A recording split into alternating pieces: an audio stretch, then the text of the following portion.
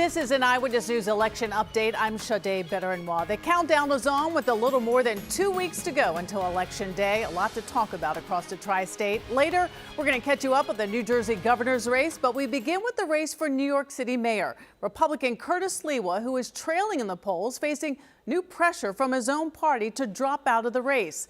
That includes a prominent New York conservative. Sliwa says he's not budging. And Jay Burkett leads us off. Zohran Mamdani says Curtis Sliwa should resist the pressure that the Republican nominee should not drop out no matter what. That is one place where Curtis and I agree, which is that it's time for New Yorkers to make this decision, not for billionaire donors to determine who gets to run in this city. So your advice to Sliwa is stay in the race? My advice to him is continue to make his own case. The fact is, pressure on Sliwa to quit the race has never been greater. Last week's Fox News poll gave Mamdani 52% of likely voters. Andrew Cuomo trails with 28%, followed by Sliwa with 14%. 2% would vote for Mayor Adams, although he's no longer campaigning. The former governor and his supporters are convinced he can't win with Sliwa in the race. For the first time, Sliwa's billionaire boss at WABC Radio made an urgent public appeal to his own radio host. Curtis has to realize that he should love New York more than anything else. And it certainly looks like that Curtis should pull out right now. We cannot take a chance. Katzimatidis insists that many in the city's business community are deeply worried at the prospect of a socialist mayor. President Trump continued to incorrectly label Mamdani a communist while threatening federal funding. If you have a communist mayor, I think it's going to be very tough for him and for the city. Appearing on Fox News, Cuomo tried to appeal to Sliwa's voters while unloading on their candidate. He's really a shock jock on local radio. He's never been in government. He has no relevant experience, but he does take a certain number of votes, and to that extent, he is a spoiler. I believe he's ultimately irrelevant. But Sliwa says power brokers like Katzimatidis are wasting their time. The billionaires can conspire to pick their candidate. They failed with Cuomo the first time. They ran over to Eric Adams, and now they've run back to Andrew Cuomo. I trust the people. They'll make the decision. I'm not dropping out. And that was Jay Burkett reporting. Joining us now is ABC News Deputy Political Director Ben Siegel. And Ben, thank you for joining us again. So the heat is on for Sliwa to get out. You've got two billionaires now calling him out. You've got hedge fund CEO Bill Ackman and Katzimatidis that we just heard from. Do you think we're going to begin to hear more leaders this week calling for him to leave the race? Well, it's not just billionaires. Katzimatidis is also the owner of the radio station where Sliwa is on leave from hosting his longtime radio show. So it's also his boss who is not so subtly saying, maybe it's time to get out of the race to consolidate behind Andrew Cuomo. You can definitely see that people, some of these billionaires, some of these people who are very concerned about Mamdani and what the impact of his policies could be on the city, they're starting to get anxious. They're pouring money into some of these groups that are mobilizing voters, that are knocking on doors in areas where voters may be skeptical of Mamdani, and they're really trying to mobilize people to get behind Cuomo. As you've seen Sliwa there, he's very stubborn. He's been around and in politics a long time. He doesn't take kindly to this sort of message, so it'll be interesting to see what he ends up doing. But it's the most clear message we've had yet for him to get out of the race when it's coming from the boss for his day job. You know, Ben, if Sliwa does drop out, and that is a big if, because we heard that he is adamant that he's not dropping out, it would certainly change the perception of Cuomo from long shot to contender. But he would really have to gain some momentum, don't you think? I mean, even though the endorsements don't really define a race that is actually going to move a needle, it does help. You've got Mayor Adams with Cuomo this week saying that he's meeting with him. He will make a decision. And over the weekend, I know we heard from House Minority Leader Hakeem Jeffries. He hasn't made a decision yet, but he's expected to in the coming days. What say you about all of this?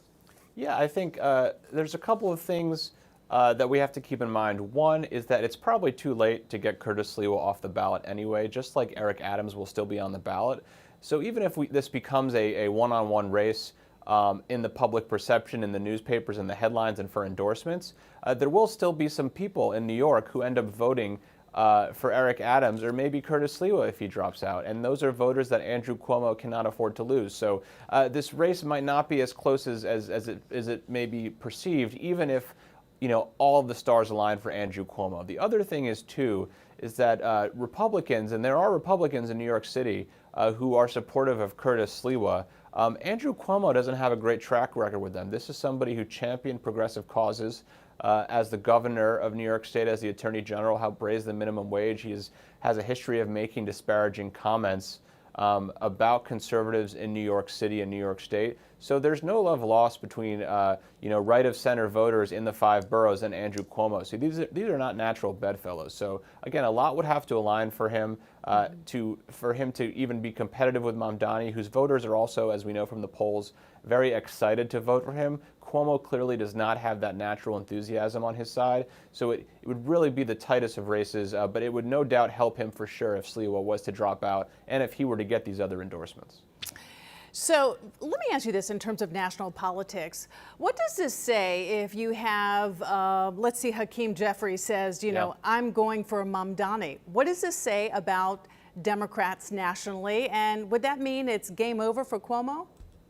Well, Hakeem Jeffries, it's interesting because he's obviously a New York City voter, represents Brooklyn, so he has a question in front of him. Is he going to vote for Zohran Mamdani? Will he back the Democratic candidate? But his day job is helping Democrats get control of the House of Representatives and lead the caucus in Washington. And you don't win control of the House back in places like New York City. You win them in the suburbs of Kansas City.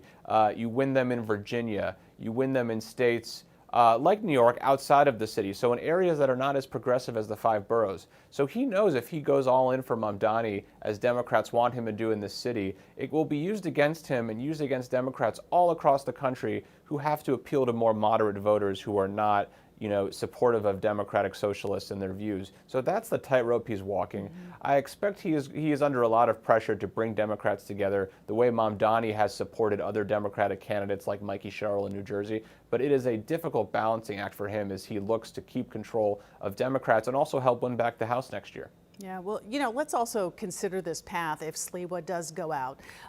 Do you think that this really changes the race, or has Mamdani's lead already hardened? Is it too late to move the math at this point?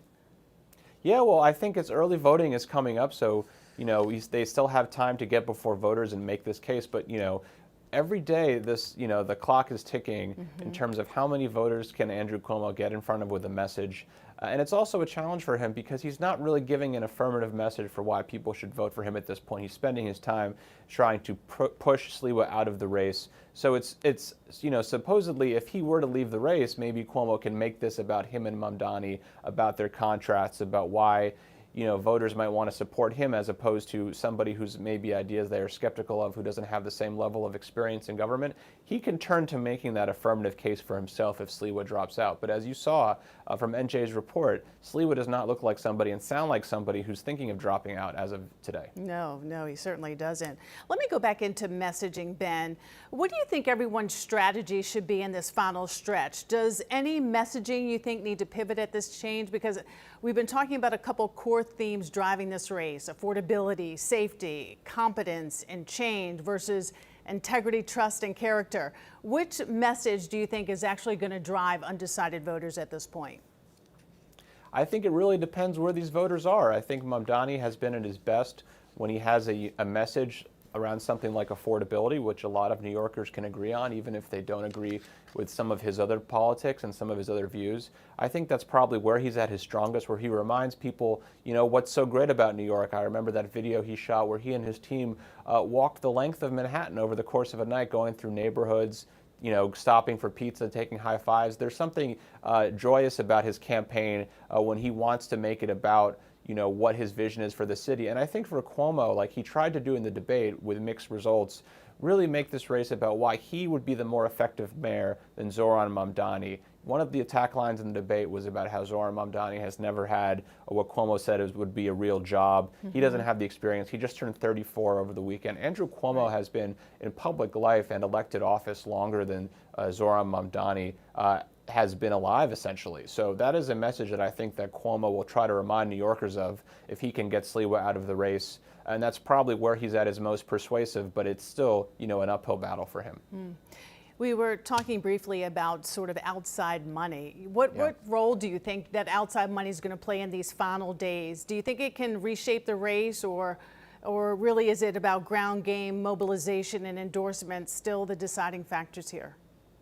It's so hard to mobilize people, but every little bit helps. So to the extent that some of these groups, these anti-Mamdani groups, can mobilize people to knock on doors and to reach voters who might not be persuaded or excited to go vote for one candidate or the other, that could make the difference in a race. But we've also seen Mamdani be incredibly effective on his own campaign in reaching people, exciting people. He brought voters to the polls who had not necessarily voted before in some cases. So the outside money certainly helps mobilize people, but it's also about persuasion. It's not about knocking on doors, but getting the people in those homes, in those apartments out to vote. And that is a very tall order as well, especially when you're Andrew Cuomo and you're still struggling to land your closing message around anything other than, why not to vote for the other guy. Let's talk about Mamdani and his voters. He's clearly captured that young vote, but he's also having an issue with African-American voters. Yeah, I think that was a weak spot for him in the primary. There were some areas where he did not perform as well, especially in some communities where Andrew Cuomo performed better with African-American voters in some cases. And you've seen him really reach out to community leaders, go to churches in different neighborhoods, and really try to consolidate support from around the city. And you've seen some of that across, in this general election after the primary's been over. So I expect he will do better, with this group, especially in a smaller field. But there still is some skepticism, and even if he wins, which he seems to be the favorite to do, he will face a lot of skepticism for what he wants to do to the city. Questions about affordability will still linger. So he's really chasing a mandate, and in order to get that mandate, he has to do better with that group. And it's clear that he is really going all out to try to extend his coalition and expand the Mamdani tent in New York City. Yeah, he's certainly a vassal to the state, meaning he's going to need support from the governor and certainly the legislature in Albany. One last thing on Zohran before you go. I know that he took some heat over the weekend, appearing alongside an imam tied to the '93 terror bombing of the World Trade Center. What do you think? Is this going to be much to do about anything? Because we do know that this particular Imam Siraj Wahaj, appeared with other mayors in the past. Right. Yeah, I think that's the thing. He's appeared with other political leaders. To the extent that people are looking for reasons not to vote for Mamdani, this might give them another one. And maybe this is effective in the margins and getting people to mobilize against Mamdani. But again, then you get back to the first thing we talked about. Do they vote for Andrew Cuomo or do they vote for Curtis Sliwa in this race? That is still the biggest challenge to anybody who wants Mamdani to lose this race, even over something like this. So until that gets sorted out, it's hard to say what can really slow Mamdani's momentum down. Well, it's a fascinating race, and we're going to check back in with you this week. Ben, thank you so much. Ben Siegel reporting. Thank you. And we've got another race being closely watched across the nation, the governor's race in New Jersey. It is one of 2 states electing a governor this year. And political observers say the results could provide clues on how voters feel about the start of President Trump's second term in office. The race pits Republican Jack Ciattarelli, a businessman and former assemblyman making his 3rd run for governor, against Democrat Mikey Sherrill, a 4th-term congresswoman and a former Navy helicopter pilot. New Jersey reporters Anthony Johnson and Tony Yates are covering the governor's race for us. Let's listen in. When it comes to political races in New Jersey, 2 things are almost always guaranteed: contentious, divisive campaigns and candidates making a pitch to lower property taxes. The same is true this year as Democrat Mikey Sherrill and Republican Jack Ciattarelli are running to replace Phil Murphy, who is bound by term limits. So where does that leave us? With what most polls seem to indicate a tight race where turnout will be the key. The only thing clear in the polls, taxes and affordability, is far and away the #1 voting issue. And the candidates have different plans to try to bring down your cost of living. On day 1, I'm declaring a state of emergency on energy prices, freezing rate hikes. I'm going to take on the PBMs. Those are those middlemen that can drive up drug prices up to 10 times, driving down your health care costs. We need a new school funding formula in New Jersey. With a new school funding formula, we can have a more equitable distribution of state aid, and in so doing, reduce the property tax burden with our local school districts. The candidates also differ on immigration. Mr. Chitterelli would not allow New Jersey to have sanctuary cities and would deny state aid to municipalities that refuse to help ICE agents. Ms. Sherrill has said she supports New Jersey's current policy that limits the amount of voluntary assistance local law enforcement can give to ICE agents. She would also stop ICE agents from wearing masks. On education, Mr. Chitterelli said he would permit parents to use taxpayer-funded vouchers to pay for tuition at private and parochial schools. He also said he would seek to expand the number of charter schools.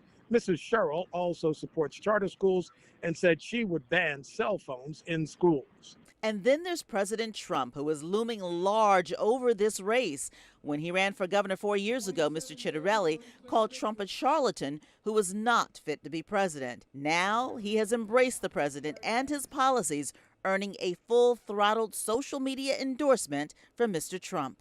I think he's right about everything that he's doing. He has secured the border and the economy. We've got inflation is much lower than it was when Joe Biden was in the White House. He's shown zero signs of standing up to this president. In fact, the president himself called Jack 100% MAGA, and he's shown every sign of being that. And a race that has been marred by nasty attacks focused on opioid deaths and military cheating, the candidates do agree on one thing: New Jersey's full-service gas stations. One of our special differences here in New Jersey, we don't have to pump our own gas. Jersey girls don't like to pump their own gas. We'll continue to have full service. I've come into New Jersey on fumes from Delaware, especially when my kids were little and in the rain, so I think a lot of people really love our state laws as they are. And tomorrow we're going to dig deeper into the Jersey City mayor's race. And a reminder for you, early voting is now underway in Connecticut, in New York, and New Jersey. Early voting starts this Saturday, October 25th. Early voting in all 3 states ends on November 2nd. And of course, Election Day is November 4th. I'm Sade Better-Noir. Full coverage on all of the big races ahead of Election Day on ABC 7 NY.